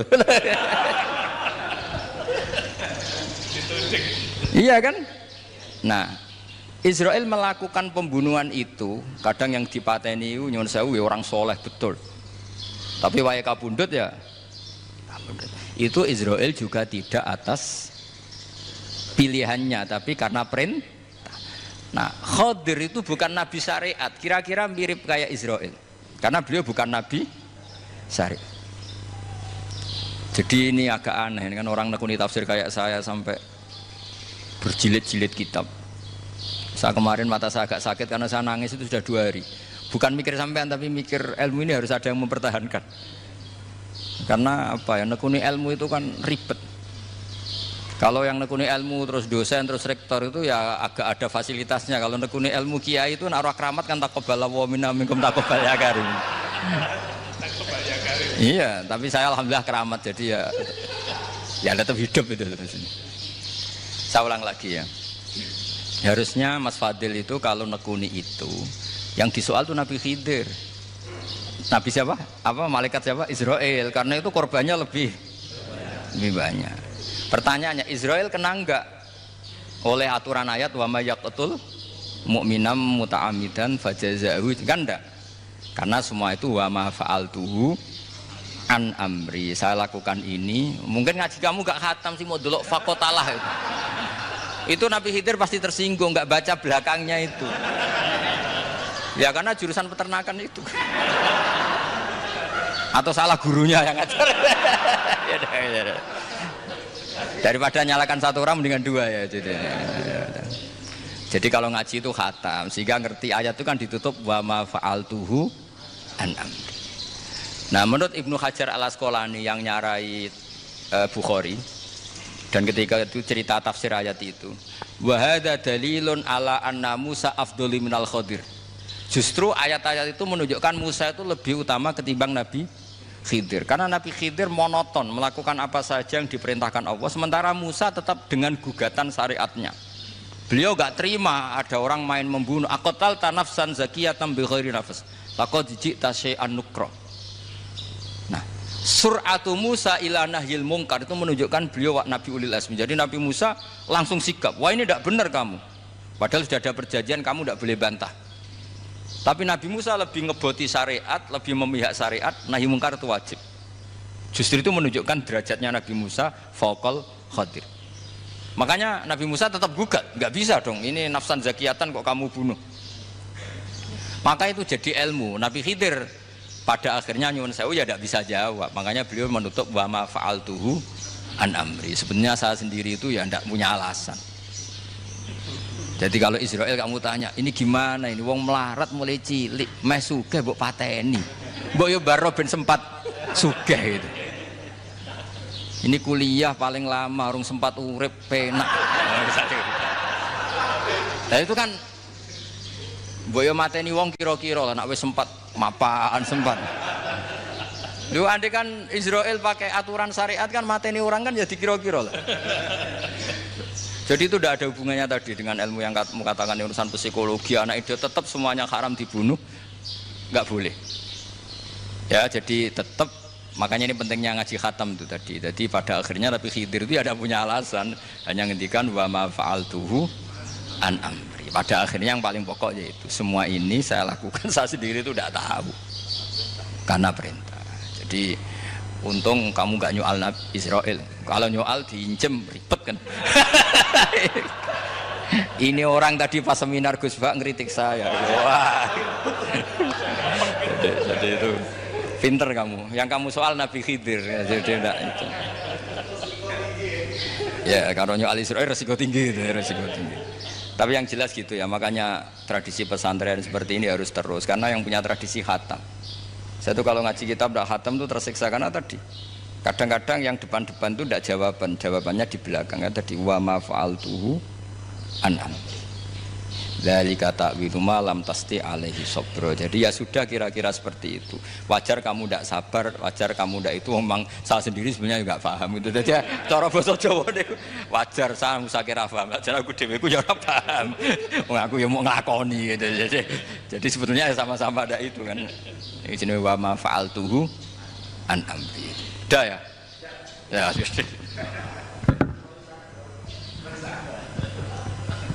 sudah ya? Nggak perlu dijawab katanya beliau. Baik Bapak Ibu semuanya yang saya hormati, dan saya tidak harus menyimpulkan karena kalau menyimpulkan malah itu menduguri ulama kan gitu. Itu enggak tawadhu lagi malah itu khawatir kualat kalau. Baiklah mungkin hanya kita tutup dengan berdoa yang dipimpin oleh Gus Bah. Nggih betul napa-napa dan setelah itu nanti kita foto bersama nonton. Al-Fatihah. Alhamdulillahirabbil alamin.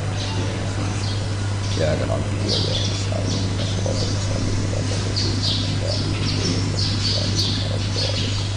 Nahmaduka ya Ghafur ya Syakur wa salli wa sallim ala sayyidina Muhammad wa ala alihi wa sahbihi wa ja'alna mutawatina fika mutahabina fika mutabadilina fika mutanasirina waj'alna ya Allah mimma yaj'aluka samadana wa maqsudana fardo anna ya Allah lakal hamdu ya radita lakal hamdu fa'ta ridha lakal hamdu hatta tarda la nufsi thanana alaika anta kama atita ala nafsi Allahumma ya ilahana bi jail basir ya Muhammad sallallahu alaihi wasallam ij'alna ya wa min khiyari ummati ij'alna mimman yuqimu hadzal din wa mimman yahtumuhu wa yansuruhu waj'al ya Allah himmatana fi hadithar ila kalimatika al-ulya fi anmika fatimika assalamah wal afiyah fid dunya wal akhirah Rabbana atina fid dunya hasanah wa fil akhirati hasanah wa qina adzabannar